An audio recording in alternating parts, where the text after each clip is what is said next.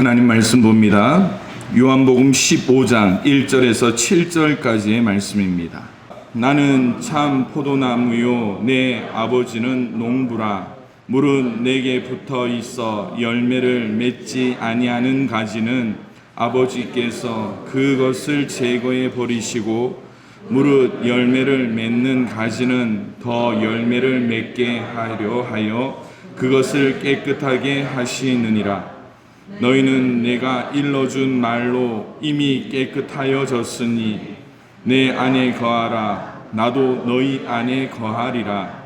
가지가 포도나무에 붙어 있지 아니하면 스스로 열매를 맺을 수 없음같이 내 안에 있지 아니하면 그러하리라.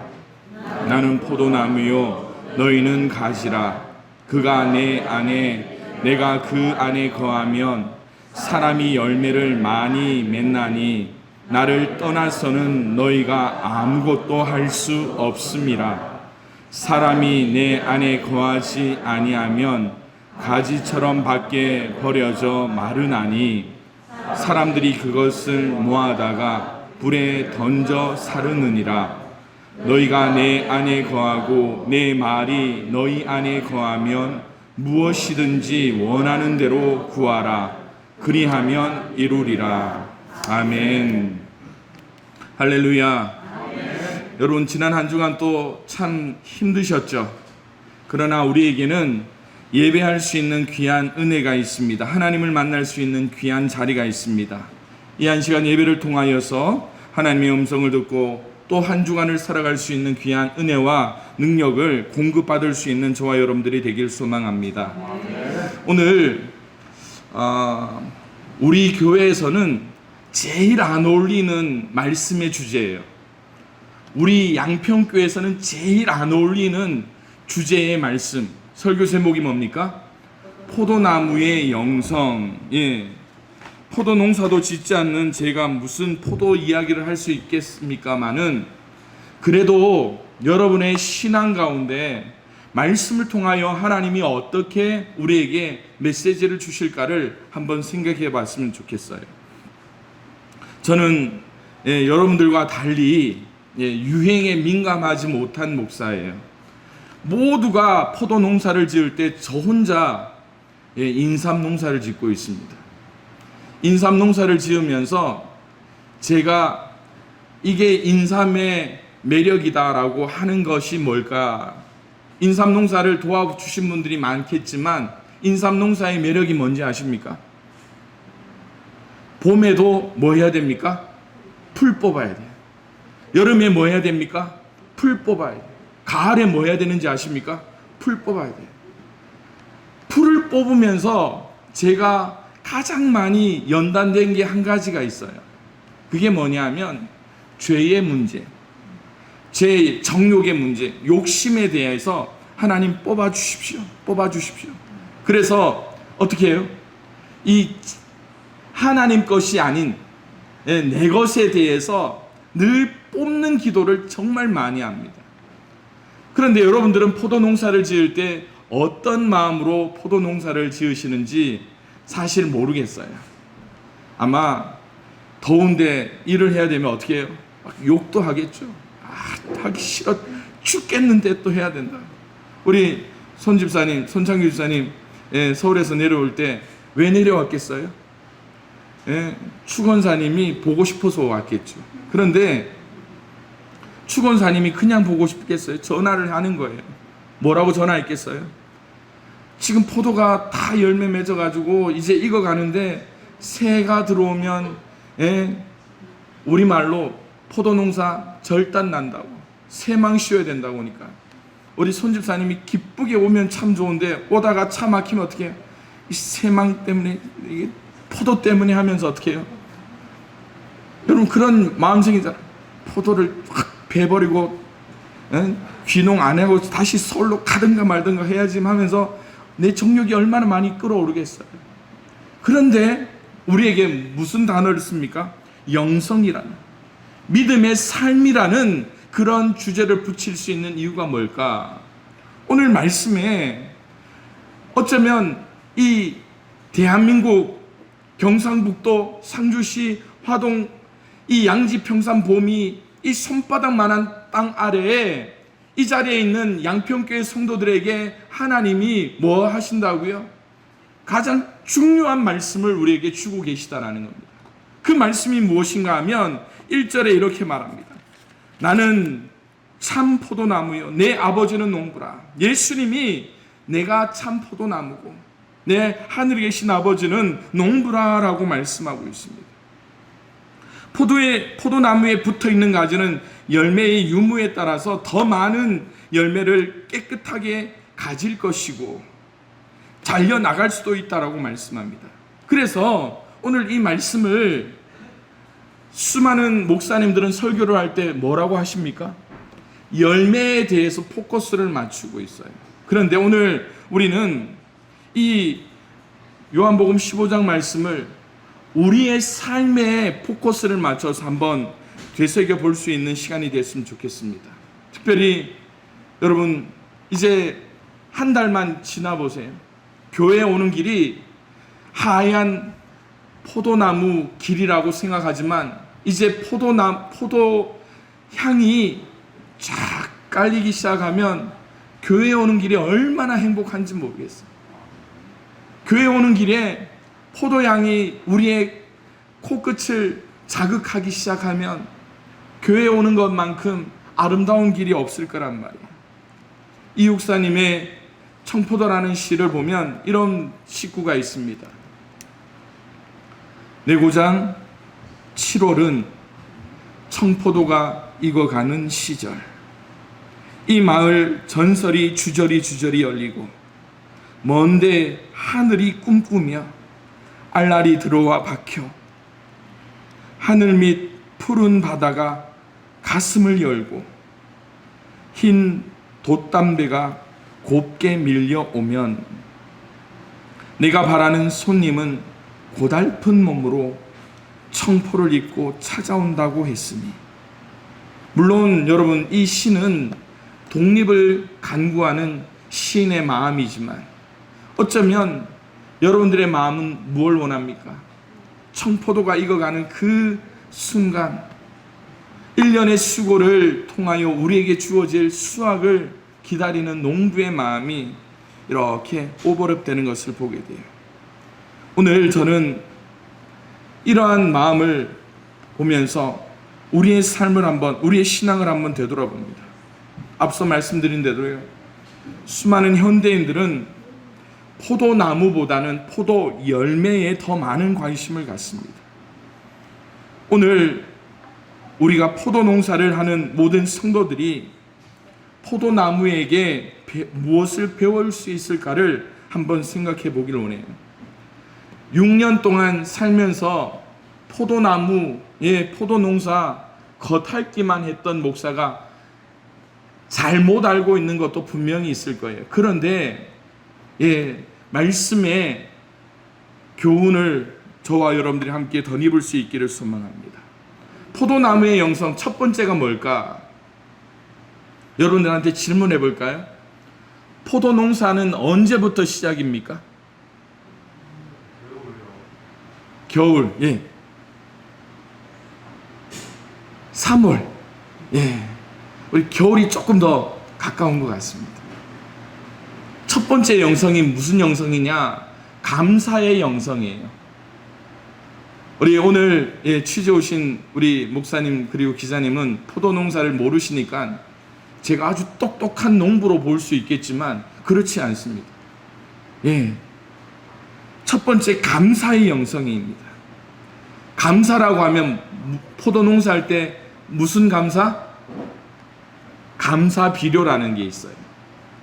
이 감사 비료라는 것이 무엇인가 하면 포도 농사를 비롯해서 모든 과수 농사를 짓는 분들은 과수의 수확이 끝나면 곧바로 수고한 이 과수를 위해서 비료와 적당한 퇴비를 주는 것을 감사 비료한다라고 합니다. 과실 생산을 위해서 한 해 동안 수고한 나무에게 보답하기 위해서 주는 이 감사가 우리 포도나무의 영성이라는 거예요. 자, 그렇다면 감사 비료가 왜 필요한가? 감사 비료가 왜 필요할까요? 예, 제가 또 다 찾아봤죠. 여러분들이 알고 있는 지식도 있겠지만 혹 모르고 있으신 분들은 예, 잘 배울 수 있기를 바랍니다. 첫 번째는 과실을 맺기 위해 사용된 많은 양분으로 수세가 약해진 나무의 회복을 도와주고 이듬해 꽂는 발달을 도와주는 것이 바로 감사 비료라는 거예요. 혹 해마다 꽃눈이 안 맺히고 적게 맺히시는 분들은 예, 언제부터? 수확 후 곧바로 감사 비료부터 점검해야 된다는 거예요. 두 번째, 감사 비료는 왜 필요한가? 작물체 내에 적당한 양이온을 공급해 주어서 원활한 월동으로 냉해, 동해 예방을 도울 수 있는 것이 바로 감사 비료라는 거예요. 이 지역이 다른 지역보다 춥고 또 겨울이 길기 때문에 동해, 냉해가 참 걱정되고 또 봄이 되면 눈꽃이 빨리 필까봐 걱정되시는 분들이 참 많습니다. 그럴 때 적당한 이 감사 비료가 동해와 냉해 피해를 막게 해준다라고 이야기해요. 세 번째로 초봄의 저온으로 인한 토양 양분이 나무로 이동하는 것이 약해질 때가 있습니다. 이러한 것을 보충해 줄 수 있는 것이 감사 비료라는 거예요. 자, 그렇다면 우리 신앙생활에 이 감사 비료를 한번 적용해 보길 원합니다. 오늘 우리의 신앙에 어떠한 열매를 따내고 이제 새로운 출발을 하기 위할 때에 제일 힘든 게 뭘까요? 한번 긴장감이 싹 끝나고 나면 다시 뭔가를 시작하려고 할 때 제일 힘든 부분이 바로 그거예요. 신앙의 열정이 사라져 버릴 때가 있습니다.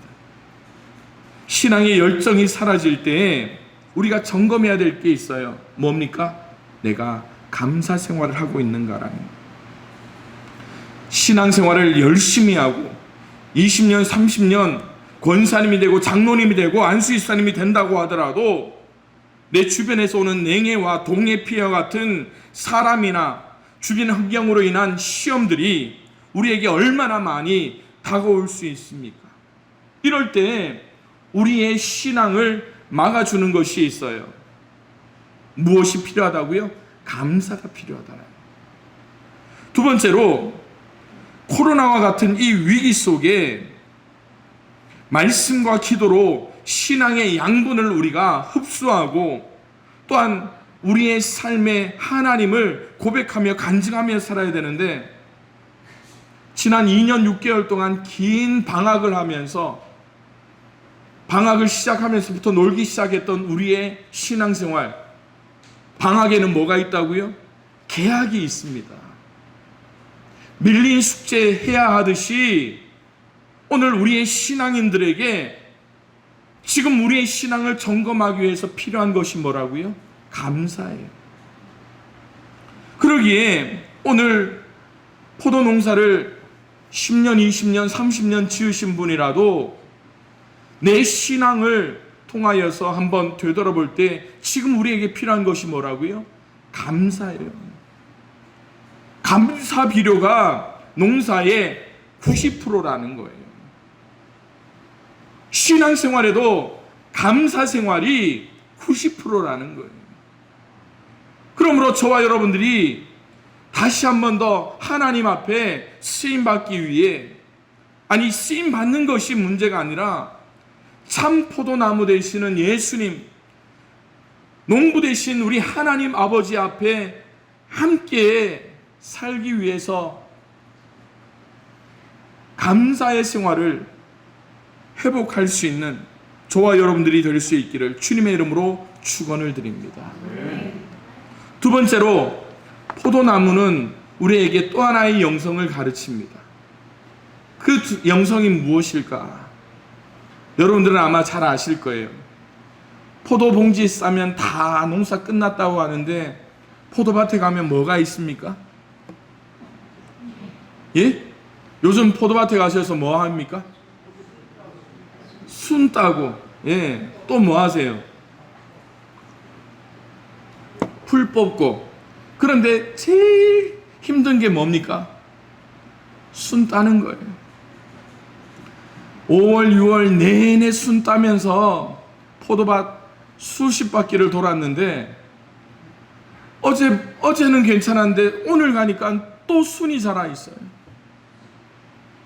농사를 잘 지어서 그런지 몰라도 남의 집 순은 하루에 5cm밖에 안 자라는데 우리 집 순은 왜 그렇게 잘 자라서 하루에 30cm씩 자라는지. 그러면서 뭐합니까? 하나님, 왜 내 포도나무는 순만 잘 자라고 열매는 굵어지질 않습니까? 내년에 때려치우든가 말든가 해야지 하면서 또 하나님 앞에 원통해하고 옆에 있는 사람, 예, 타박질하고 그렇게 하고 있지는 않습니까? 그런데 여러분, 포도 농사는요, 우리에게 잘라냄의 영성을 말씀하고 있습니다. 뭘 잘라냅니까? 필요 없는 순을 잘라내야 됩니다. 필요 없다라는 게 뭘 의미합니까?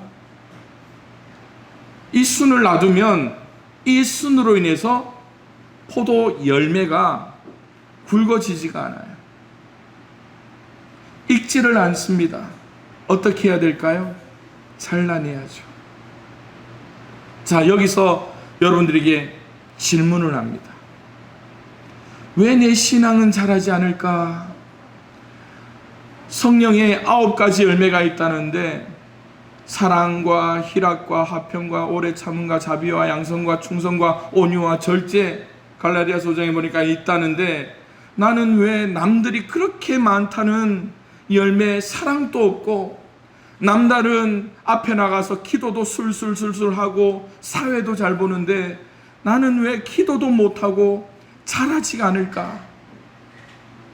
이렇게 생각할 때 내 속에 뭐가 있습니까? 그것이 자라지 못하게 그냥 쑥 내 옆에서 자라고 있는 겨순이 있더라는 거예요. 어떻게 해야 될까요? 꺾어야죠. 잘라내야죠.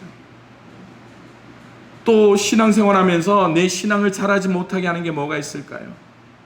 욕심도 있어요. 남 잘 되는 꼴을 못 봐요. 뭐 때문에요? 하나님이 나만 사랑하면 된다는 거예요. 아니, 하나님은 우리 모두를 향한 보편적인 사랑도 허락해 주신 분이에요. 그럴 때 여러분, 어릴 때 포도가 맺혀요. 어쩌면 동전 10원짜리 크기만 할 때, 요만할 때 이게 무슨 상품이 되겠느냐 하지만 처음에 어떻게 합니까? 조금 손가락 위에라도 이렇게 올라갈 만할 때 뭐 합니까? 화수 정리를 하죠. 그리고 조금 길어지면서 모양도 잡습니다. 좀 더 커지면서 알도 솎아내죠. 그리고 마지막으로 봉지를 싸요. 이게 끝이 아니라는 거예요. 우리의 신앙도 마찬가지입니다. 교회 나와서 하나님께 은혜 받으면서 하나님 왜 이제 나를 불러서 교회 나오게 했습니까? 엉엉 울면서 하나님 앞에 기도했던 때를 생각해 보세요. 하나님, 내가 뭐기에 나를 이렇게 사랑해 주십니까? 그러면서 내 신앙이 규칙적인 예배를 통해서 자라납니다. 그리고 알을 솎아낼 만큼 자라난 성도님들도 있습니다. 그리고 포장이 돼요. 그런데 이 포장을 가지고 주님 오시는 그날까지, 아니 주님이 우리를 부르시는 그날까지 예쁜 상품으로 만들어질 수 있을까요? 아니라는 거예요. 내 속에 욕심도 잘라내야 돼요. 내 속에 있는 이기심도 잘라내야 돼요. 내 옆에 있는 죄도 잘라내야 되는, 정욕도 잘라내야 되는 거예요. 왜 그럴까요? 포도나무는 잘라냄을 통하여서 상품이 되어져 간다라는 것입니다. 여러분, 지난주에도 제가 말씀드렸잖아요. 축구 선수 누구 이야기했습니까? 손흥민 선수 이야기를 했어요. 손흥민 선수보다 더 독한 사람이 있어요. 누군지 아시죠? 누굽니까? 손흥민 선수의 아버지예요. 얼마나 그 아들을 독하게 키웠는지, 내가 아버지라면 그렇게 못했을 거예요. 한 자리 요만큼에서 축구공을 하루에 800개씩 차게 한다니까요. 눈 감고 차도 이제 공이 들어가죠. 그런데 여러분, 게임이 없는 날에도 그만큼 공을 차게 하는 이유가 뭡니까?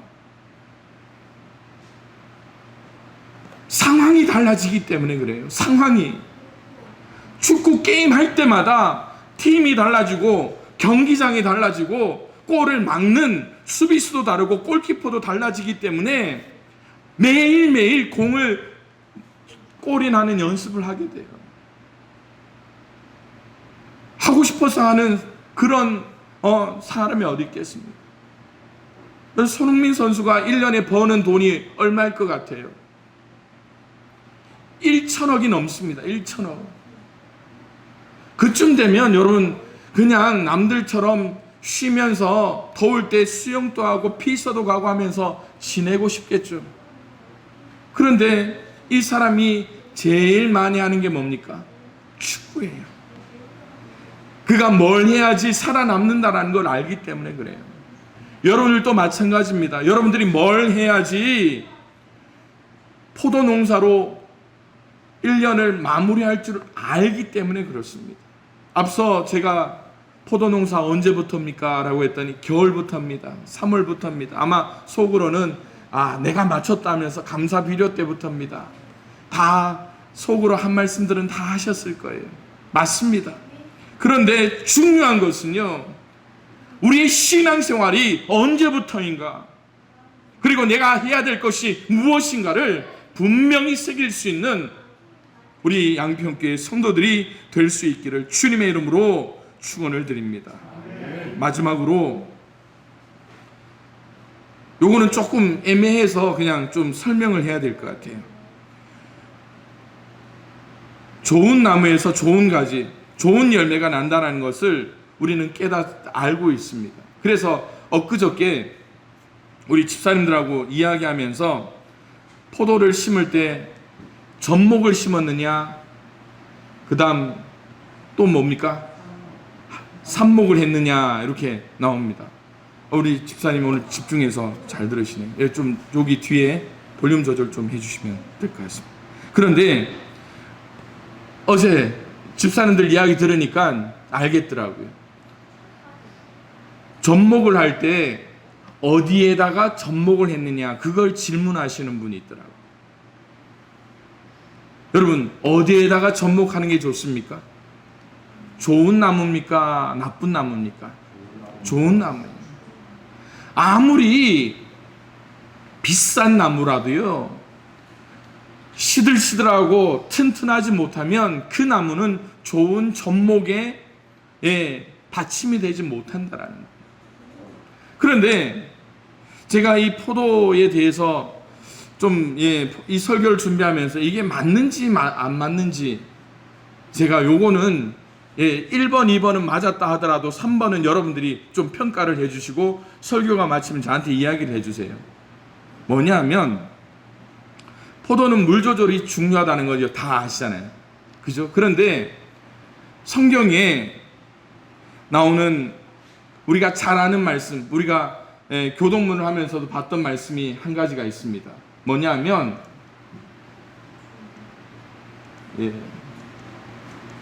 제가 빼먹었네요. 시편 1편 3절입니다. 그는 시냇가에 심은 나무가 철을 따라 열매를 맺으며 그 잎사귀가 마르지 아니함 같다라고는 말씀입니다. 시냇가에 심은 포도나무는 건강할까요? 건강하지 않을까요? 여건 손으로 이렇게 손으로 O, X 요렇게. 신경 집사님, 시냇가에 심은 포도나무는 건강할까요? 건강하지 않을까요? 건강하다고 하시는데, 자, 예, 초자여서, 예, 장로님, OX 세모, 시냇가에 심은 포도나무. 예. 자, 이옥근 성도님. 예, 상황에 따라 다르다. 예, 맞습니다. 상황에 따라 다릅니다. 그런데 여러분, 우리도 상황에 따라 다르죠. 그런데 중요한 것은 오늘 우리에게 주신 요한복음의 말씀입니다. 요한복음에 가장 중요한 한 단어가 나옵니다. 예수님께서 자신을 향해 이렇게 말씀합니다. 뭐라고 합니까? 나는 참 포도나무. 내가 참 포도나무라고 이야기합니다. 어디에 우리가 붙어 있느냐라는 거예요. 여기서 왜 참 포도나무라고 말씀하고 있는가를 우리는 한번 생각해 봐야 합니다. 나무의 줄기가 모든 것을 공급할 수 있는 힘이 있기 때문이라는. 물론 땅 속에 있는 양분과 진액들은 뿌리가 빨아들이지만 뿌리만 있어서 되느냐? 아니에요. 포도는 뿌리를 심는 게 아니고 뭘로 자라게 합니까? 나무, 줄기. 그렇죠. 그래서 삽목을 할 때 포도 뿌리를 삽목합니까? 아니에요. 뭘 합니까? 포도나무로 우리는 삽목을 하게 돼 있어요. 그런데 여기에 참이라는 것은 거짓이 없다라는 거예요. 예수님을 향하여서 참이라고 표현한 것이 성경에 몇 가지가 있는데, 요한복음 1장 9절에 보면 참빛이라는 단어가 나옵니다. 참빛이 세상에 왔다라고 이야기하는데, 이 참빛은 무엇을 이야기합니까? 우리를 구원할 빛이라는 거예요. 그래서 이 빛은 과거에서부터 계속 존재해 왔지만 예수 그리스도의 탄생, 성육신을 통하여서 나타난 이 빛은 과거부터 있었던 빛, 우리가 밝힐 수 있는 빛, 이것과 차원이 다르다는. 그런데 예수님을 향해서 또 말씀합니다. 뭐라고 말합니까? 예수님은 참떡이다라고 이야기합니다. 예수님을 왜 참떡이라고 이야기합니까? 예수님이 무엇이기 때문에? 생명의 떡이기 때문에. 예수님은 참 생명이기 때문에 참이라는 단어를 썼어요. 그런데 오늘 우리가 어디에 붙어 있느냐? 앞서 제가 말씀드렸잖아요. 많은 사람들은 이 요한복음 15장을 통하여서 열매에 포커스를 맞추지만 우리는 어디에 붙어 있는가, 그것에 포커스를 맞출 수 있어야 된다는 겁니다. 왜 그러냐? 예수님의 공생의 시작에 예수님이 외쳤던 첫 번째 복음의 메시지가 무엇인가 우리는 기억해야 되기 때문에 그래요. 마태복음 3장에 이미 도끼가 나무 뿌리에 놓여 있으니 좋은 열매를 맺지 아니하는 나무마다 찍혀 불에 던져지는. 뭐라고 이야기합니까? 뭘 맺지 않으면? 열매를. 아니에요. 열매는요, 제가 봐도 그냥 나무가 자연적으로 열매를 맺더라고요.